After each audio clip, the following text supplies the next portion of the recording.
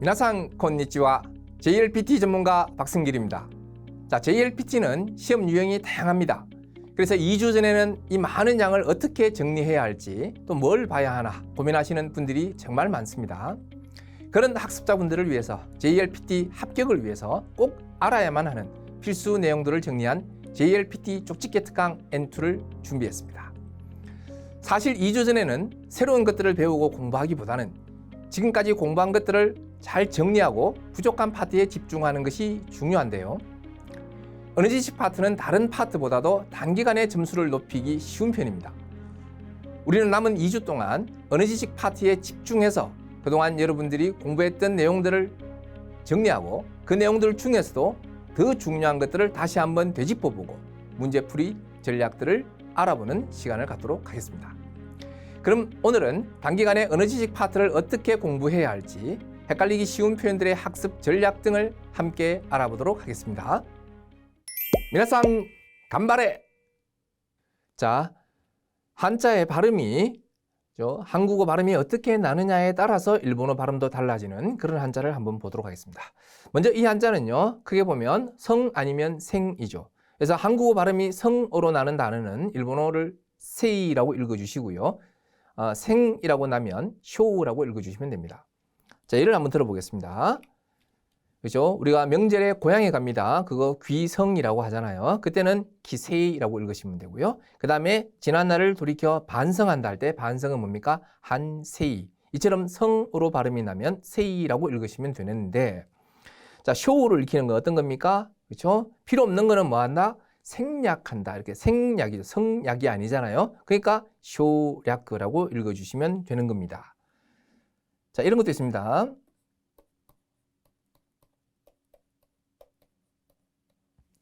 자, 에네 한 것은 에네르기의 줄임말입니다. 그죠? 에너지의 줄임말이고요. 이때는 뭡니까? 쇼라고 읽습니다. 그래서 쇼에네라고 해서 물론 한자를 갖다가 생에네 이렇게 하지는 않지만요. 그냥 요거는 쇼에네라고 해서 에너지 절약이라는 단어로 기억을 해 주시기 바랍니다. 이렇게 기억해 주시고 기본적으로는 이 한자는 성이냐 생이냐에 따라서 세이냐 쇼냐가 결정지어진다 이렇게 보시면 되겠습니다. 자, 그 다음 이 한자 정말 쉬운 한자죠. 그죠?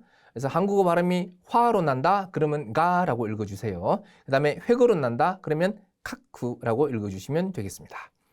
자, 먼저 화로 나는 경우 그쵸? 화가가 뭡니까? 가까 그죠? 그 다음에 동영상을 뭐라 그럽니까? 움직일 동자 동화라고 적어서 도가라고 하죠. 그 다음에 화면이 뭡니까? 가면. 그 다음에 화상, 즉 이미지죠. 가조 이렇게 읽습니다. 그래서 전부 화로 발음이 나니까 가라고 읽히고 있습니다. 영화도 뭡니까? A가 아닙니까? 그죠? 그 다음에 획으로 나면 카크가 되는데 자, 보면 먼저 획기적이라는 단어가 있죠. 원래 획은 카쿠입니다. 하지만 뒤에 뭡니까? 이 쿠는 뒤에 가행이 오게 되면 가기 쿠케코 가행이 오게 되면 초금으로 바뀝니다. 쿠가 초금으로 바뀝니다. 그래서 가크키가 아니라 각기떼끼 하면 획기적. 어쨌든 그죠? 화가 아니기 때문에 최소한 가로 읽으시면 안 된다는 거예요. 그래서 각기떼끼 읽으시면 안 된다는 이야기죠. 그 다음에 구획을 정하다 할 때 구획이 뭡니까? 쿠카쿠. 그 다음에 기획은 뭘까요? 키카쿠. 이렇게 획이면 카쿠다. 단 앞에 가서 뒤에 오는 저 글자의 영향을 받아서 초금으로 바뀔 수는 있다. 이렇게 보시면 됩니다. 자, 이 한자는요. 솔로 읽으면 소츠, 그 다음에 율로 읽으면 리츠가 되겠습니다. 먼저 자, 솔로 읽히는 거 한번 볼게요. 경소리 뭡니까? 케이소츠죠. 그 다음에 통소리 뭡니까? 토소츠. 그 다음에 솔직은 소쪽구라고 되어 있습니다. 원래는 소츠인데 그죠? 뒤에 지, 즉 타행이 왔죠. 그래서 이 쯔 다음에는 카, 사, 타행이 오게 되면 쯔는 초금으로 바뀝니다. 그런 공식에 의해서 소쪽구가 된 거고요. 어쨌든 뭡니까? 율이 아니기 때문에 최소한 리쯔나 리슨 아니라는 거죠. 그 다음에 인솔하다 할 때 마찬가지 뭡니까? 인솔이니까 인소츠 이렇게 읽으시면 되는 거죠. 자, 그러면 율로 읽혔을 때 리츠라고 했는데 예문을 한번 보시면 자, 효솔이 아니죠. 효율 그러면 코리츠. 비율 뭡니까? 히리츠. 그 다음에 지지율 그죠? 시지리츠. 뭐뭐율 할 때 성공률 하면 세이코리츠 이렇게 가시면 된다는 거죠. 자, 그래서 소리면 소츠, 유리면 리츠 이렇게 기억하시면 되겠습니다. 자, 문제를 통해서 같이 한번 보시겠습니다. 고노사이라고 되어 있습니다. 고노사이 뭐죠? 이번 기회에 이런 뜻입니다. 카타쿠루시가 뭐냐면 딱딱하다죠. 딱딱한 아이사츠 인사는 뭐뭐 합시다. 자, 생략이는 성약이 아니잖아요. 생략이죠. 그러면 사실은 이 부분만 보고 그냥 답을 바로 찾을 수 있어야 합니다. 자, 성일 때는 세이라고 했고요. 생일 때는 쇼라고 했습니다. 그러면 일단 쇼로 가주시고요. 그 다음에 뒤에 있는 한자가 략이죠. 이렇게 리얼로 시작이 됐다. 그러면 리약구입니다. 그죠? 라행으로 가주세요.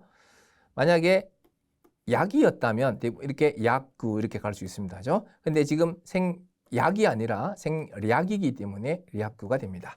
그래서 정답은 몇 번일까요? 그렇죠? 3번이 됩니다.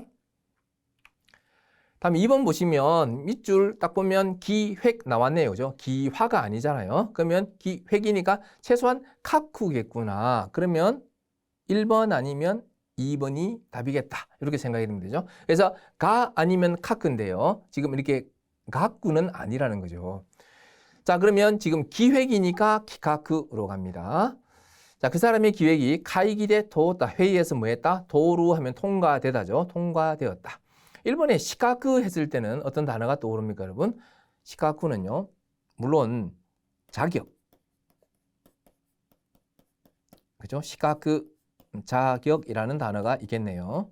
그 다음 물론 사각도 시카쿠라고 하죠. 네모나다 하면 시카쿠이 이렇게 합니다만 어쨌든 그죠? 기획이라는 단어는 일단 카쿠를 먼저 찾으셔야 되고 그 다음에 기가 키로 발음이 나니까 정답은 2번이 되겠습니다. 그죠?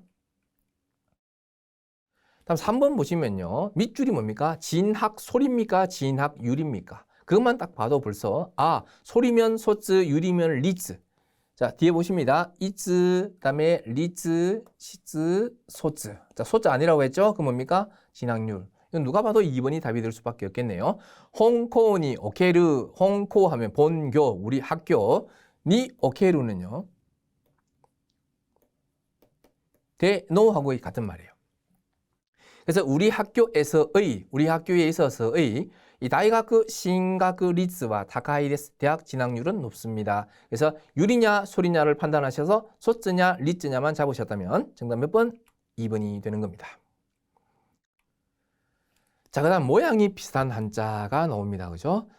이 N2에서는요, 한자 표기 파트라는 게 있습니다. 이제 N1 가면 이 파트는 없어집니다. 없어지긴 하지만 N2에서는 엄연히 이 한자 표기 파트가 존재합니다. 그래서 어떤 문장에서 히라가나로 된 단어의 밑줄을 그어 놓고요. 이 문장에서 이 단어는 어떤 한자를 써주면 좋을까요? 해서 1, 2, 3, 4 비슷한 한자로 현혹을 많이 시키죠.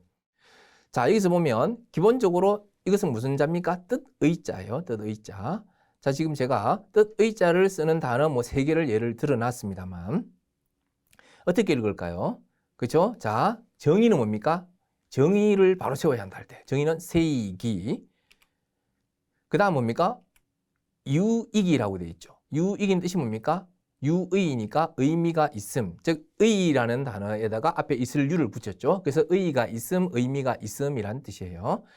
그 다음 단어 어떻게 읽을까요? 그죠? 코기라고 했습니다. 뜻이 뭡니까? 그죠? 강의죠.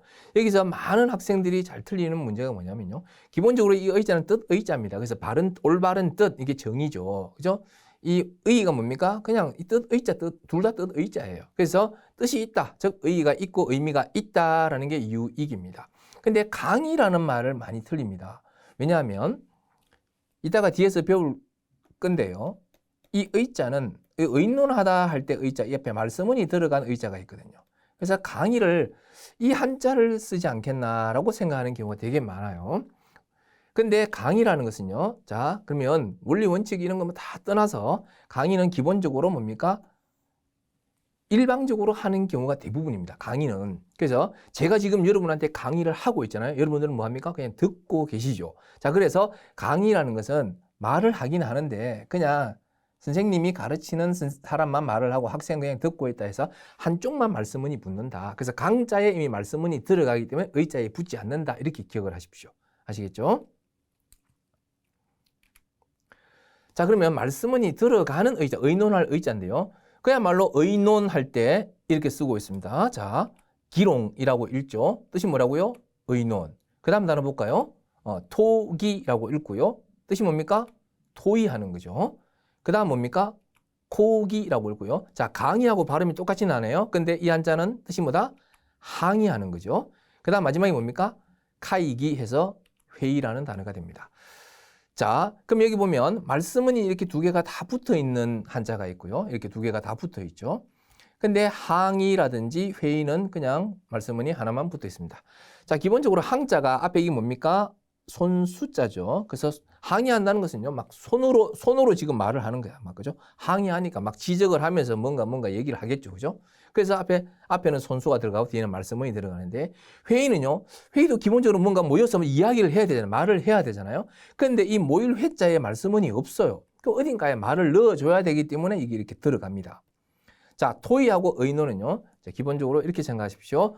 둘 다 말씀문이 들어가는데, 토의를 하든 그냥 의논을 하든 A라는 사람이 이야기하면 B라는 사람도 얘기하고 서로 막 이야기를 주고받겠죠. 아까 강의는요, 그냥 선생님이 강의하면 학생은 듣는다. 그래서 강자의 말씀문이 있으니 의자는 쓰지 말자. 하지만 의논, 토의는요, 그냥 서로 이야기를 주고받으니 양쪽 다 말씀문을 쓰자. 이렇게 기억하시면 되겠습니다. 아시겠죠? 그렇게 기억하고요. 회의 같은 경우에는 앞에 없으니 당연히 붙여줘야 되겠고요. 항의는 뭡니까? 막 손을 이용해서, 그죠? 말을 하는. 그게 항의다. 그죠? 막 따지고 막 이럴 때, 그죠? 손을 막 이용해서 말로 막 항의를 하죠. 그렇게 기억하시면 항상 학생들이 제일 많이 헷갈려하고 틀리는 단어가요. 그 강의라는 단어에, 강의라는 단어의 의자를 말씀문이 있는 걸 자주 고릅니다. 자, 그 다음에 이게 적자가 나왔습니다. 적자. 이게 쌓을 적자인데요. 자, 쌓을 적자를 쓰는 단어 먼저 지금 예문을 한번 보시면, 자, 맨새끼라고 읽고요. 뜻은 일단 면적입니다. 그죠? 그 다음 뭘까요? 타이새끼라고 읽고, 뜻은 체적. 체적이 뭡니까? 부피라는 뜻이에요. 또 그릇의 어떤 뭡니까? 면적의 개념으로 용적이라고 해서 요새끼라고 할 때도 이 한자를 씁니다. 자, 그 다음 단어, 적극적 할 때 색교구대끼죠. 그죠? 적극적. 그 다음 어떻게 읽습니까? 치크새끼 하면 뜻이 뭐다? 축적이 됩니다. 자, 이 적자는 이렇게 생각하십시오. 뒤에 있는 이 한자가, 자, 일단 주인 주자를 먼저 떠올리십시오. 주인 주자. 그러니까 주인이 밑에 있는 이 조개 패자죠. 그죠? 이 조개는요, 재화를 의미해요. 돈을 의미합니다. 그래서 주인이 빨리 구워간 돈 갚아라. 이렇게 막 나무라는 거예요. 그래서 이 한자는 뭐다? 나무랄 책자예요. 그죠? 책임 책자입니다. 그래서 새끼닝 할 때 이 한자 쓰죠. 그 다음에 누군가를 나무라다 할 때 세메루 이렇게 하죠. 그죠? 그래서 주인이 구워간 돈을 갚아라 라며 나무라고 뭐죠? 책임을 지우니까 이게 나무랄 책임 책자가 됩니다. 근데 이 한자에다가 앞에 지금 뭐가 붙었나요? 벼화가 붙어 있죠. 벼화. 벼입니다. 그러면 주인이 돈 갚으라고 하니 그 돈을 갚으려고 열심히 일을 하는 거예요. 열심히는 볕단을 열심히 막 쌓아 올립니다. 그래서 볕단을 열심히 쌓아 올리다 보니까 뭔가 쌓는 거는 전부 이 한자를 써요. 쌓아 올린다라는 개념으로서는. 자, 그래서 그 다음에 또 하나 주의할 것은요. 이게 어떤 네모난 공간이죠. 그 마음이 울적하다 할 때, 그 울적할 때 적자도 이 한자를 쓰거든요. 자, 울적이라는 게 뭡니까? 왜 울적해집니까? 막 뭔가 우라통이 막 쌓이면 그게 울적해지는 거죠, 마음이. 자, 그래서 쌓을 적자가 되는데, 이 뭔가 터져 나갈 구멍이 있어야 되는데, 꽉 막혀 있는 상태에서 계속 쌓인다고 생각해 보세요. 그럼 울적해지겠죠. 그래서 이 쌓을 적자는요, 뭔가 이런 공간들을 재는 게 돼요. 그래서 면적이라든지 체적이라든지 할 때 이 한자를 쓰게 되는 겁니다. 그 다음에, 자, 주인이 돈 갚으라고 해가지고 열심히 벼를 막 쌓아 올리는 모습이 대충 일하는 모습이 아니에요. 왜? 내가 지금 빨리 돈을 갚아야 되는 상황이니까 그 모습이 적극적이더라 해서 이 적극적 할 때도 이 한자를 씁니다. 그 다음 축적, 기본적으로 뭔가를 쌓아 올린다 할 때는 그죠? 이 한자를 쓴다 그랬으니까 축적하면 당연히 쌓는 거니까 이 한자를 쓰겠죠. 자, 근데 여러분 가장 많이 헷갈려 하는 한자 중에요. 이 한자가 있습니다. 자, 뒤에는 똑같죠? 똑같은데 앞부분이 뭡니까? 이건 실입니다. 실사자죠. 이거는 뭡니까? 쌓다가 아니고 뭐를 짜다라는 뜻의 짤 적자예요. 그래서 그죠? 실을 뭐죠? 뽑는 거를 우리가 뭐 방직 또는 방적이라고 하잖아요. 그때 이 적자인데, 자, 이 실사자다 보니까 자, 실을 뽑을 때는요, 이 방직기로 뽑습니다. 그 방직기는 열심히 막 이렇게 실을 막 돌렸어요. 그래서 기본적으로 어떤 수고나 노고가 들어가는 거예요. 자, 그래서 뭡니까? 시고도노 세이가. 어떤 일을 해서 일에 대한 그 성과라는 개념으로, 그죠? 자, 기본적으로 실을 짜는 모습을 떠올리시고요. 방직기를 열심히 돌려서 실을 막 짭니다. 그래서 어떤 업무에 대한 성과라는 개념을 쓸 때는 이 짤적자를 쓴다. 그래서 내가 열심히 공부해서 성적을 그죠? 만들어냈습니다. 그 성적 어떻게 읽을까요? 저 세이세끼 성적이 되겠죠. 그 다음 뭡니까? 실적, 지세끼라는 단어. 그 다음 뭡니까? 교세끼라고 해서 업적이 되겠죠. 그 다음 뭡니까? 열심히 해서 뭘 세우나요? 공적, 공로, 코세끼, 그죠? 공적. 이런 단어들이 어떤 업무의 성과 개념으로 이 실사가 들어가는 적자를 쓴다라고 생각하십시오. 그래서 앞에 벼화가 들어가는 그 쌓을 적자하고 이 실사가 들어가는 짤 적자, 어떨 때 이 한자를 쓰는지 상당히 많이 헷갈려 하기 때문에 기본적으로 뭡니까? 아까 말씀드린 뭔가 어떤 면적이라든지 이렇게 막혀 있는 부분에 대한 부분, 그런 것을 잰다든지 아니면 일하는 그 모습이 정말 적극적이다. 그럴 때 쓴다 했고요. 이건 뭡니까? 어떤 업무에 대한 성과라고 했습니다. 자, 카레와 나이가 그대 에이븐가 그어 거기시테이루 그는 대학에서 영문학을 강의하고 있다. 이렇게 돼 있죠. 그럼 강의 나왔잖아요. 그러면 여러분 여기서 자, 강의는 이미 강자의 말씀은 있다고 했어요. 그래서 의자에는 쓰지 말자. 왜? 강의는 선생님이 그냥 강의하시는 거고 학생들은 그냥 듣고 있으니. 자, 그러면 3번과 4번 중에 헷갈리시면 안 되겠죠. 정답은 3번으로 가셔야 되겠죠. 근데 1번, 2번은 이건 뭐예요? 앞에 나무목이 있는 이 앞에 있는 한자는 구자입니다. 구자. 그래서 뭐를 구조라든지 그럴 때 쓰는 구자가 되니까 전혀 그죠? 구의라고 읽히면 안 되겠고요. 강의는 말로 하는데 말씀을 다 붙일 것인가? 아니다. 앞에 말이 있으니까 뒤쪽에는 붙이지 않는다라는 것을 기억하시면 정답은 3번이 되겠습니다. 다음 5번 문제 한번 보시면요. 밑줄을 딱 보니까 성적이 나왔습니다. 세이세끼, 그죠? 카노조와 피아노 콩쿠르 대, 그녀는 뭡니까? 이 피아노 콩쿠르 대회에서 우수한 성적, 유슈죠. 유슈나 세이세끼 오사메다 우수한 성적을 거두었다라고 되어 있습니다. 오사메루가 거두다라는 뜻입니다. 그러면 성적이 나오잖아요. 지금 세이세끼로 발음 나는데 설마 실적을 고르진 않겠죠. 실적은 뭡니까? 지세끼예요. 자, 성적이 됐든 실적이 됐든 뭔가 업무의 성과 개념으로 이해를 하시면요. 뭘 써야 된다? 이 쌓을 적자가 아니라 짤 적자, 그죠? 방직기 돌리는, 열심히 방직기 돌리면서 실자는 그 모습을 연상하시면서, 그래서 2번과 4번이 올바른 한자고요. 2번은 세이세끼, 4번은 뭡니까? 지세끼, 실적이 되겠죠, 그죠? 그래서 1번하고 3번은 뭐? 없는 말, 그죠? 없는 단어지만 뭡니까? 비슷한 한자로 현혹시키기 위해서 선택지를 이렇게 구성을 합니다. 그래서 정답은 자연스럽게 몇 번이 됩니까? 2번이 되는 거죠. 그 다음에 오사메루 관련해서 몇 가지 보시면요. 오사메루 하면 자, 저기 있는 뭐를 거두다라는 뜻이에요. 성적을 거두다, 그죠? 또는 약간 마음을 진정시키다 이런 의미도 있습니다. 자, 세금 같은 것도 거두는 사람이 있으면 또 납부하는 사람이 있겠죠. 납부하다. 이 한자를 쓰면요. 납부하다는 뜻이에요. 지금 제가 적고 있는 단어는 전부 다 오사메루입니다. 그 다음에 닦을 숫자를 적어서 오사메루라고 할 수도 있습니다. 그죠? 이것은 몸과 마음을 닦다니까, 닦을 숫자니까 닦다, 수양하다 이런 뜻이에요. 그 다음 하나 더, 다스릴 치자를 적어서 뭔가를 다스리다, 통치하다 이런 의미로 쓰는 오사메루도 있다. 그렇게 기억을 하시면요. 오사메루 4가지 같이 정리하시면 되겠습니다. 그래서 여러분들 자 성적할 때 또는 실적할 때 같은 한자 쓰고요. 어떨 때 쌓을 적자를 쓰고 어떨 때 짤 적자를 쓰는지를 잘 구분해 주시면 됩니다. 자, 그 다음에 사자가 나왔습니다. 사실 큰 타이틀을 보시면요. 이 일사자냐 아니면 선비사자냐 아니면 서승사자냐 이 쓰임의 차이라고 되어 있는데요. 자, 먼저 일사자는 뭡니까? 일단 그 일을 하라고요. 맡겼다는 뜻이에요. 맡긴 거. 자, 당신은 이 일을 하시오라고 맡겼다는 뜻인데요. 자, 우리 같은 법조인이라 하더라도 판사, 검사는 일사자를 씁니다. 하지만 변호사는 이따가 나오겠지만 선비사자를 쓰거든요. 자, 판사, 검사는 국가 공무원입니다. 그러니까 자, 뭡니까? 판사의 일을 하시오, 또 검사의 일을 해주시오라고 이렇게 국가에서 맡긴 거죠.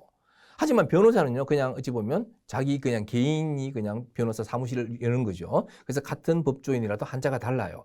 그러니까 이사라든지 뭐 감사, 이것도 마찬가지입니다. 그죠? 회사에서 꼭 이렇게 국가 공무원이 아니더라도 회사에서 당신은 이사 또는 감사의 일을 좀 해주세요라고 이렇게 맡겼다라는 의미가 들어가는 게 이 일사자입니다. 자, 일본어 발음이 어떻게 됩니까? 그렇죠. 이 일사자는 시가 아니라 지로 발음납니다. 그래서 한지라고 읽으면 판사, 그죠? 켄지라고 읽으면 검사가 되고요. 그 다음 마지막 뭡니까? 리지 하면 이사가 되는 거죠. 그죠? 이사님. 자, 그 다음에 이 선비사자는요. 자, 방금 했는데 법조인이라 하더라도 판검사 같은 경우에는 국가에서 일을 좀 하시오라고 맡긴 케이스라면 그냥 변호사는 어찌 보면 자기가 그냥 그 변호사 사무실을 내서 변호사 일을 하는 거죠. 이런 경우에는 그 일을 하라고 맡긴 게 아니고요. 그냥 이 시험을 통과해서 자기가 일을 하는 겁니다. 자, 그래서 이 선비사자는 기본적으로 어떤 자격 요건을 갖추고 있습니다. 자격 요건을 갖추고 있지만 뭔가를 하라라고 뭐 누가 맡기고 이런 건 아니라는 거죠. 그래서 자, 먼저 이른바 弁護士하면 뭡니까? 변호사. 선비사자는 일사자와 달리 발음이 지가 아니라 시가 됩니다. 그 다음에 이 수사라는 게 뭐예요? 우리가 학사가 있고 석사가 있고 박사가 있죠. 그 석사라는 단어가 이 일본에서는 수사라고 해서 슈시라고 해요. 그 다음에 AOC는 뭡니까? 영양사죠. 그래서 기본적으로 어떤 자격이 있습니다. 자격. 그러니까 변호사도 이 뭡니까? 변호사 시험에 통과를 해서 자격 요건을 취득해야 되고 이 시우시도 뭡니까? 어떤 논문을 통과해서 그죠? 그 자격 요건을 갖춰야 되죠. 영양사도 영양사 자격 시험에 합격을 해야 됩니다. 그죠? 이런 자격을 가지고서 본인이 하는 일. 이게 변호사, 석사, 그다음에 영양사. 자, 그런데 스승사자가 있잖아요. 스승사자는 보면 자, 제일 앞에 뭡니까? 코우시에서 뜻이 뭘까요? 강사겠죠. 교사도 이 한자를 씁니다. 교시에서. 그 다음에 약사 뭡니까? 약사는 주의할 것은요. 이 가운데 제자를 빼버리고 야쿠시 이렇게 하는 게 아닙니다. 약제사라고 해서 야쿠자이시 해야지 우리나라의 그 약사라는 뜻이 됩니다. 그죠? 약사 또는 약제사. 자, 그럼 여기서 이 스승사자는 그럼 뭔가 가르치는 일일 때 스승사자 쓰는 거 아닌가요? 그렇게 생각하시면 안 됩니다. 자, 강사, 교사만 보면 그렇지만 약사가 뭐 그렇게 강의를 하고 이런 건 아니잖아요. 그래서 스승사자는 이 선비사자와의 약간의 차이점은 어떤 거냐 하면요. 기본적으로 일정 자격 요건은 갖추고는 있습니다. 그죠? 일정 자격, 강사도 일정 자격 요건이 있어야 되고요. 그 다음에 약사 또한 당연히 뭡니까? 약사 면허를 가지고 있어야 되겠죠. 근데 차이점은 약간 선비사자는 조금 문서적인 개념이 강하다. 그렇다면 이 스승사자는요, 조금 자기 몸을 좀 더 써야 된다. 이런 느낌이에요. 그래서 약사 그러면 약도 막 조제하고 막 이런 느낌이 들고, 강사 그러면요, 제가 지금 이렇게 막 강의를 하고 있지만, 막 말을 계속 하지 않습니까? 힘들다, 이 말이에요.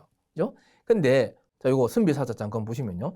이 변호사, 그 다음에 뭔가 석사, 영양사는요, 변호사 보면 막 약간 문서 작업, 문서로 뭔가를 하는, 일하는 그런 느낌이 좀 강하고요. 석사도 논문 같은 거 이렇게 써내고 하는 게 뭔가 글로 막 하는 그런 느낌. 영양사 같은 경우에도 영양 칼로리 계산해가지고 이렇게 오늘 식단 이렇게 짜시오. 이렇게 하면 되잖아요. 그래서 상대적으로 뭐다? 좀 육체적인 노동이 가미되느냐, 안 되느냐. 그걸로요, 뭡니까? 선비사와 스승사는 구분합니다. 자, 그렇게 기억하시고요. 자, 근데 한 가지 주의해야 될 것은요. 우리는 뭐라 그럽니까? 요리사라고 하죠. 요리사. 근데 일본에서는 요리사라고 하지 않습니다. 뭐라고 하냐면 요리인이라고 해요.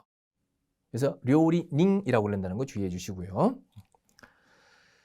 자, 그 다음 한자 지금 방금 우리가 뭐 사자 관련해서 그죠? 한번 보고 왔는데 관련 문제 한번 풀어볼게요. 일단 밑줄은 코시라는 단어에 밑줄이 그어져 있습니다. 노벨賞 주쇼샤 하면 노벨상 수상자가 되겠죠. 이 노벨상 수상자를 코우시니 무가이 때 뭐로 무가이로 맞이하답니다. 맞이하여 뭐를 시대모라고 강연을 해 받는다. 그죠? 고행은 시대모라우라고 되어 있습니다. 자, 그러면 코우시는 강사겠죠. 자, 강사는 아까 강의할 때도 했습니다만 강자에는 말씀문이 붙어 있습니다. 자, 지금 여기서 교사 같은 경우에 강사든 교사든 스승사자를 쓰는 건 맞아요. 하지만 뭡니까? 지금 우리는 교시, 교사 같으면 교시였겠죠. 근데 코시라고 되어 있으니까 답은 2번인데 여기서 항상 여러분들이 선비사를 쓸 것이냐 아니면 서승사를 쓸 것이냐 이것을 헷갈리지 말자. 이 선비사를 쓰는 건 뭡니까? 일정 자격 요건을 갖추고 좀 뭔가 문서로 된 그런 일을 주로 하는 사람, 변호사 같은 경우 그런 경우라면 이 서승사를 쓰는 경우에는요. 기본적인 일정 자격 요건은 갖춘다 하더라도 좀 뭡니까? 자기 몸을 조금 육체 노동을 조금 가미해야 되는, 더 많이 가미해야 되는 그런 느낌일 때 이 한자를 쓴다. 그렇게 구분해 주시면 되겠습니다. 그래서 같은 법조인이라도 왜 일사자와 이렇게 선비사로 나누는지 또 선비사와 서승사는 어떤 차이가 있는지를요 잘 기억해 두시면 여러분 이게 한자 표기 파트에서 출제가 될 수도 있지만 N2 같은 경우에는 또 세 번째 유형이 뭡니까? 단어 형성 파트잖아요. 그래서 뭐뭐 해놓고 뭐뭐 사가 들어가야 되는데 갈로 딱 놓았습니다. 그러면 여기에 어떤 사자를 넣을지를 잘 기억을 하고 계셔야 되겠습니다. 정답 2번이었네요. 자, 이번 쪽집게 특강 구성에 대해서 간략하게 설명을 드리면요. 자, 먼저 N2 같은 경우에 크게 보면 이제 언어지식, 그리고 독해, 청해 이렇게 세 파트로 구성이 되죠. 각각 60, 60, 60에서 180점 만점에 19점 미만의 과락이 없이 90점 이상이면 합격이 됩니다. 자, 그 중에서 언어지식 파트가 가장 뭔가 단기간에 점수를 올리기 쉬운 파트입니다. 그래서 독해하고 청해는요 너무 광범위합니다. 그래서 방대하기 때문에 어디에서 어떤 지문이 나올지는 사실 알 수가 없습니다. 그래서 단기간에 뭔가 좋은 점수를 낼 수 있을 게 뭐가 있을까 고민하다가 역시 문자의하고 문법이 될 것이다. 자, 그래서 문자의를 총 6차시에 걸쳐서 그리고 문법을 총 8차시에 걸쳐서 그죠? 14차시 그야말로 딱 2주 완성으로 구성을 했습니다. 문자의 6차시는요 문자의가 총 6가지 유형입니다. 그래서 그 6가지 유형을 매 차시마다 하나의 유형씩 기출의를 그죠? 그 중에서 선별하고 뽑아서 관련 의들을 많이 정리를 했고요. 그 다음에 문법 같은 경우에는요, 매 차시마다 10문제씩 풀게 됩니다. 10문제씩 풀면서 정답과 관련된 문형, 그리고 오답이지만 시험에서는 정답으로 출제될 수 있는 그런 문형들을 같이 정리하고요. 우리말로는 비슷하게 같이 해석이 되지만 일본어에서는 어떤 쓰임의 차이가 있는지 그래서 선택지에 이게 같이 들어있을 때 어떤 게 답이 되는지를 그죠? 그런 건 비교를 분석을 다 해놨습니다. 그렇게 이해를 해주시면 되겠고요. 자, 단기간에 문자의 문법은 왜 중요하냐 하면요. 이 문자의 문법이 토대가 되어야지만 독해도 되고 청해도 됩니다. 그리고 특히 독해 지문 같은 여러분한테 제가 꼭 부탁드리고 싶은 것은 이 기본적으로 14차시의 2주 강의를 들으시고 그 다음에 모의고사를 꼭 한번 풀어보십시오. 꼭 한번 풀어보시면 그러니까 풀 세트로 그죠? 독해하고 청해까지 다 있는 풀 세트로 꼭 한번 들어봐 주시고요. 그 다음에 그 독해 지문에서 나온 단어들을 한번 쫙 뽑아주세요. 뽑아서 그걸 한번 다 그냥 기본적으로 암기를 하십시오. 그 독해 지문에 들어있는 단어 아무것도 아닌 것 같지만 거기에 들어있는 단어들이요. 실제 의 파트, 문법 파트에서 또 문자 의 파트에서 많이 출제가 되고 있습니다. 그래서 당연히 의 파트에서 나온 의들은 따로 정리를 해서 공부를 하셔야 되겠지만 독해 지문에 들어있는 그죠? 독해 모의고사 1회분이라도 푸셔가지고 그걸 한번 정리해서 마지막에 꼭 한번 그죠? 내 것으로 만들고 시험장에 가시기를 추천을 드립니다. 자, 이렇게 문자의 문법을 여러분 열심히 공부를 하신다면 아마도 독해하고 청해, 특히 청해 같은 경우에 문법을 왜 공부하냐면 문법의 문형들이요. 이 청해에 특히 문제 4, 문제 유형 4 있죠. 이 파트에서 많은 연관성을 가지고 있습니다. 이 파트는 즉시 응답이라고 해서 얼른 문제가 지나가 버리는데 그냥 뭐라고 한마디 딱 던진 그 말에 올바른 답을 골라야 되는데 보기 3개 중에 하나 골라야 됩니다. 그런데 문법 문형을 가지고 툭 던질 때가 있거든요. 자, 그러면 그 문형을 내가 알고 있으면 바로 쉽게 답을 고를 수 있는데 그 문형을 모르면요. 이건 뭐지 하는 사이에 벌써 다음 문제에 넘어간다는 거죠. 그래서 이렇게 독해뿐만 아니라 청해에서도 많은 도움을 줄 수 있는 파트. 그리고 여러분들이 차근차근 지금까지 공부를 잘 해서 준비해 오신 분들도 있으시겠지만 그런 분들은 다시 한번 정리 마무리한다는 차원에서 고득점을 노리시고요. 또 그게 아니고 지금 이제 당장 시험은 코앞으로 다가왔는데 뭘 어떻게 공부를 해야 되나 저 난감하신 분들도 있죠. 그죠? 그런 분들은 막판 뒤집기 이것만이라도 보고 가자. 그죠? 꼭 이것만이라도 완강해서 시험장에 가면 나는 합격할 수 있을 거야 라는 자신감을 가질 수 있도록 강의하도록 하겠습니다. 자, 이렇게 헷갈리기 쉬운 표현들을 정리하고 앞으로 2주 동안 어떻게 공부해 나갈지 간단하게 살펴보았습니다. 자, 본 강의에서는요. 출제 빈도가 높은 의외와 문형들을 다룰 예정입니다. 꼭 알고 가야 하는 내용들만 엄선해서 준비를 했으니까 저를 믿고 끝까지 따라와 주시기 바랍니다. 자, 2주 동안 함께 N2 합격을 위해서 열심히 공부하도록 합시다. 미나상 오츠카레 사마 데시다. 여러분 안녕하세요. JLPT 시험을 코앞에 두고 적중률 높은 특강을 원하는 학습자분들을 위해서 제 JLPT 20년 경력의 비법을 담은 2주 완성 JLPT 쪽집게 특강 N2를 여러분과 함께 공부하게 되었습니다. 자, 앞으로 2주 남았는데 남은 기간 뭘 공부하지? 또 시험 전에 어떻게 효율적으로 준비하지 고민되셨던 분들은 저와 함께 쪽집게 특강으로 시험 준비하시기를 바랍니다. 그럼 강의실에서 만나요.